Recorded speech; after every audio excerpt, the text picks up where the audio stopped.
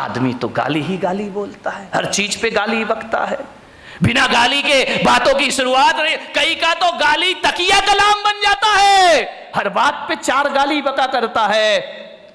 मैंने कहा यार जितनी भी गाली इस देश में है वो महिलाओं के नाम से सारी गाली है, माँ के नाम से, बहन के नाम से, बाप और भाई के नाम से कोई गाली इस देश में नहीं है। मैंने कहा इतनी सारी गालियां महिलाओं के नाम से क्यों है इस देश में? विचार किया कि महिलाओं को गाली आती है लेकिन ये गाली बका नहीं करती हैं, लेकिन आदमी 24 घंटे गालियां दिया कर। ध्यान रखिए मान्यवर, किन बातों पे झगड़ा होता है हमारे घर में? छोटी सी मानसिकता, बस संकीर्ण प्रवृत्ति हमारे यहां झगड़े को जन्म देती। हकीकत बताऊं, जीवन में 90% झगड़े फिजूल के हैं। देखना, कोई सिर पैर नहीं उन बातों का, कोई दम नहीं, कोई सेंस नहीं उन बातों में जिन बातों में आदमी झगड़ पड़ता है, लड़ लेता है, मारपीट शुरू हो जाती है, दुश्मनी का संद ठिकरों के लिए आदमी लड़ता है। मान्यवर, आप यदि क्रोध करने के बाद यदि शांत हो जाएं और एकांत में बैठकर सोचें यार मैंने जो झगड़ा किया है ये लड़ने जैसी बात थी या नहीं थी, तो 90% बातें ऐसी हैं जिनका कोई वजूद नहीं हुआ करता है, उसमें आदमी झगड़ा कर लिया करता है। थोड़ी सी गलतफहमी आ गई आदमी झगड़ा कर लेता है, थोड़ी सी शंका आ गई आदमी झगड़ा कर लिया करता है, फिजूल की बातों में झगड़ा है। मेरा एक जगह चातुर्मास हो रहा था और चातुर्मास में संत निवास के बाजू में एक बहुत बड़ा मकान था। सुबह सुबह हम लोग पाठ कर रहे, भगवान का भजन कर रहे हैं, झगड़े की आवाज आने लगी। अरे मैंने कहा भाई ये झगड़ा कौन कर रहा सुबह सुबह? मेरे साथ लड़के थे, मैंने कहा जरा देखो किसी ने टीवी चालू कर दिया है क्या? बोले महाराज झांक करके देखा तो बोले टीवी नहीं है, ये तो लाइव चल रहा है। मैंने कहा मतलब क्या है? बोले डायरेक्ट झगड़ा हो रहा है। मैं गया, मैंने खिड़की से झांका, 2 पति पत्नी आपस में लड़ रहे, इतना लड़ रहे हैं कि लड़ते लड़ते कमरे से बाहर निकल आए, आंगन में आ गए। एक के हाथ में बेलन है, एक के हाथ में कौन बोला चिमटा है। चले ऐसे तुम लोग तैयार रहते हो बोलने के लिए, दोनों लड़ते झगड़ते बाहर आ गए, झगड़ा हो रहा। मैंने कहा इधर आओ। अरे बोले महाराज, मुझे देखा झगड़े में थोड़ा सा ब्रेक लग गया। अरे बोले महाराज देख रहे हैं। मैंने कहा इधर आओ, ये सुबह सुबह भगवान के भजन करने का टाइम है, प्रभु के स्मरण करने का टाइम है, वो तुम सुबह सुबह पति पत्नी आपस में झगड़ा कर रहे, कोई तरीका है जिंदगी जीने का? अरे बोले महाराज हो गया, झगड़ा हो गया। मैंने कहा किस बात का झगड़ा है मुझे बताओ, मैं फैसला करूं। बोले महाराज फैसले वाले का कोई बात ही नहीं है। तो मैंने कहा लड़काए को रहे हो? बोले महाराज जब पूछ रहे हो तो हम बताते हैं, झगड़ा हमारा 12 बजे रात से चल रहा है। अरे मैंने कहा कमाल कर दिया, पति पत्नी दोनों हैं, 12 बजे रात से झगड़ा चल रहा। मैंने कहा किस बात का झगड़ा चल रहा है? बोले कुछ नहीं महाराज, आज नींद नहीं आ रही थी हम दोनों को। तो बोले क्या करे? बोले टीवी भी नहीं चल रही, लाइट भी नहीं थी। तो मैंने कहा क्या किया तुमने? बोले बस लेटा लेटा मेरे मुंह से इतना निकल गया कि मैं अपने बेटे को डॉक्टर बनाऊंगा। पत्नी ने सुना, खबरदार तुम्हारा बेटा डॉक्टर नहीं बनेगा, तुम्हारा बेटा इंजीनियर बनेगा। तो मैंने कहा यार तू इतना क्यों बोलती, जब मैंने कह दिया मेरा बेटा डॉक्टर बनेगा। पत्नी ने कहा कोई तुम्हारा अकेला हक नहीं है, मेरा भी हक है, मेरा बेटा इंजीनियर। अब फिजूल की बात है, इस पे झगड़ा बढ़ गया। बोले देखता हूं कैसे डॉक्टर बनाएगा। बोले मैं भी देखती हूं कैसे इंजीनियर बनाएगा। झगड़ा बढ़ते जा रहा। बोले बढ़ते बढ़ते हाथापाई पर आ गए हम लोग कि डॉक्टर ही बनेगा, इंजीनियर ही बनेगा। इतना झगड़ा, बोले सवेरे के 4 बज गए लड़ते लड़ते। बोले देख तू ज्यादा बातें मत किया कर मेरे से, जब मैंने बोल दिया कि मेरा बेटा डॉक्टर बनेगा तो बनेगा। पत्नी ने कहा मैंने बोल दिया मेरा बेटा इंजीनियर बनेगा तो बनेगा। रात भर झगड़े। मैंने कहा एक बात बताओ, तुम दोनों आपस में लड़ रहे हो, झगड़ रहे हो, एक बार बच्चे की मर्जी भी पूछ लो कि तुझे क्या बनना है। बच्चे से पूछना ही नहीं है, दोनों लड़े जा रहे हैं, ये बिना सिर पैर के झगड़े। मैंने कहा बच्चे को बुलाओ बच्चे को, उससे पूछो कि तुझे क्या बनना है। पति ने पत्नी को देखा, पत्नी ने पति को देखा। अरे मैंने कहा बच्चे को बुला के लाओ ना। बोले बच्चा तो अभी पैदा ही नहीं हुआ है। तेरे की आदमी, बच्चा यदि पैदा हुआ तो डॉक्टर बनाएंगे। फिजूल की बातों का झगड़ा है। ये कोई झगड़ने की बात है? सास बहू में झगड़ा हो गया, बहू ने कहा मलाई मेरे पीहर में जाएगी, सास ने कहा चल मलाई यहीं खाई जाएगी। इतनी लड़ाई, इतनी मलाई पे झगड़ा हो गया। बोले ये तो पीहर में जाएगी, पास में ही पीहर लोड़न नीरा की होगी और कहां की हो सकती है? तो बोले ये मलाई मेरे पीहर में जाएगी। सास ने कहा नहीं, मलाई तो बारामती में ही खाई जाएगी, चाहे कुछ भी हो जाए। बोले देखती हूं तू कौन होती है रोकने वाली, अरे तेरे जैसी लाखों बहुएं देखी, चल मलाई यहीं रहेगी। इतना झगड़ा। ससुर जी दुकान से आए, उन्होंने कहा ये महाभारत क्यों मचा रखी है, झगड़ा क्यों है? बोले बहू को समझा लो, वो कह रही है कि मलाई पीहर में जाएगी और मैं कह रही हूँ कि मलाई यहीं खाई जाएगी। ससुर ने कहा तुम मलाई पे लड़ रही, लाओ मलाई लेकर आओ, मैं ही खा लेता हूँ, टेंशन खत्म हो जाएगा, मलाई लेकर आओ। सास ने बहू को देखा, बहू ने सास को देखा, बोले मलाई लेके आ, बोले तू लेके आ। दोनों ने देखा लाए कौन। अभी तो दोनों में ये चर्चा चल रही थी कि भैंस लेके आना। जीवन एक रंग भूमि है, जीवन एक उत्सव है, जीवन एक महोत्सव है। आपसे निवेदन है रंगभूमि को रणभूमि मत बनाइए, जीवन में रंग भरने का प्रयास करिए। मन शांत नहीं है आदमी का।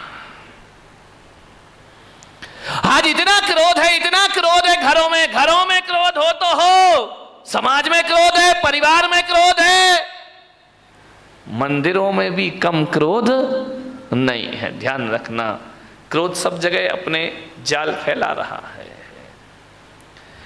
मैं आज जहां तक लोग ये सोचते थे कि छोटा परिवार सुखी परिवार, लेकिन आज मैं देख रहा हूं कि छोटा परिवार दुखी परिवार।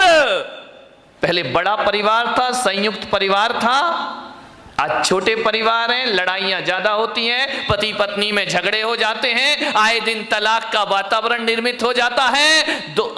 अब झगड़े किससे? आदमी का स्वभाव लड़ना झगड़ना है। जब संयुक्त परिवार थे तो आदमी लड़ता था, झगड़ता था, एक दूसरे से बातचीत हो जाती थी। जहां 4 बर्तन होते थे वहां खटपट तो कौन बोला होती थी और होएगी। मुझे मालूम है मेरे प्रवचन से तुम कोई भी सुधरने वाले नहीं हो, मैं कितना भी बोलूं तुम्हें तो वही करना है जो करना है। लेकिन फिर भी मैं कहता हूं इस हजारों की जन्मेदिनी में यदि 1-2 परिवार में ही परिवर्तन आ गया तो मेरा बोलना और सार्थक सफल हो जाए। 1-2 लोग ही सुधर गए तो बहुत है। क्लासरूम में बैठा हुआ हर बच्चा 100 में से 100 नहीं लाता है। 2-4 बच्चे होते हैं जिन्हें 100 में से 100 अंक प्राप्त हुआ करते हैं, और जिन्हें प्राप्त हो जाते हैं शिक्षक का बोलना और पढ़ाना और सिखाना सार्थक हो जाए। कोई भी किताब आप उठा करके पढ़ लीजिए, कोई भी अखबार आप उठा करके पढ़ लीजिए, पूरी किताब पढ़ने जैसी किसी भी लेखक की नहीं हुआ करती है। लेकिन एक बात ध्यान है, यदि 100 रुपए 200 रुपए की किताब में यदि 2 पेज ही अच्छे पढ़ लिए गए, 2 पृष्ठ ही बहुत अच्छे हुए, तो वह 2 पेज पूरी किताब की कीमत चुका दिया करते हैं। इतना ध्यान रखिए। बस 2 पेज अच्छी बातें पूरे प्रवचन में घंटे भर में 1-2 बातें अच्छी हुआ करती हैं, बाकी तो बातों की बारात हुआ करती है। ध्यान, 1-2 बात ही जीवन को बदल दे तो मेरा बोलना और तुम्हारा सुनना सफल हो जाता है। हर जगह क्रोध है, आज क्रोध ज्यादा है। परिवार छोटे हैं, क्रोध बढ़ रहे हैं। पहले क्रोध होता था 10, 15, 20 लोग, 50 लोग एक घर में रहा करते थे, और जब एक घर में रहते थे तो एक को क्रोध आता था, दूसरा संभाल लिया करता था, एक पे गुस्सा निकलता था, दूसरा उसे शांत कर दिया करता था। यदि बुजुर्गों ने किसी को डांट दिया तो मम्मी उसे पुचकार लिया करती थी, मम्मी ने डांट दिया तो चाची पुचकार लिया करती थी, चाची ने डांट दिया बुआ उसे सीने से लगा लिया करती थी। मत रो, चलता है, कोई बात नहीं है। क्रोध बट जाता था। अब तो हम 2 और हमारे नहीं, वो दो भी नाम के ही हैं, एक पूना में पढ़ रहा तो एक बंबई में पढ़ रहा है। हम दो और हमारा कोई नहीं है, ध्यान रहे। पति पत्नी रहते हैं। अब गुस्सा कहां निकले मेरे भाई? कौन गुस्सा निकल आया तो संभालेगा कौन? कौन प्यार से हाथ फेरेगा? कौन गले से लगाएगा? अब पति झगड़ता है तो पत्नी का पारा चढ़ जाता है, पत्नी झगड़ती है तो पति का पारा चढ़ जाता है। और कभी कभी जब दोनों के पारे चढ़ जाते हैं तो तलाक की नौबत आ जाती। छोटे परिवारों में क्रोध ज्यादा हो रहा है, ध्यान रखिए। बड़े परिवारों में क्रोध, एक आदमी को यदि गुस्सा आया, दादाजी को गुस्सा आया, पापा जी को गुस्सा आया, तो ये होता था, थोड़ा गुस्सा इस पे निकल जाता था, थोड़ा गुस्सा उस पे निकल जाता था, 50-50 ग्राम क्रोध बट जाया करता था। अब जो क्रोध आता है वो तो पूरे थोक के भाव में क्रोध आता है, पूरा क्रोध एक पर ही बरस जाता है। ध्यान रहे, बड़ी दिक्कतें हो गई हैं।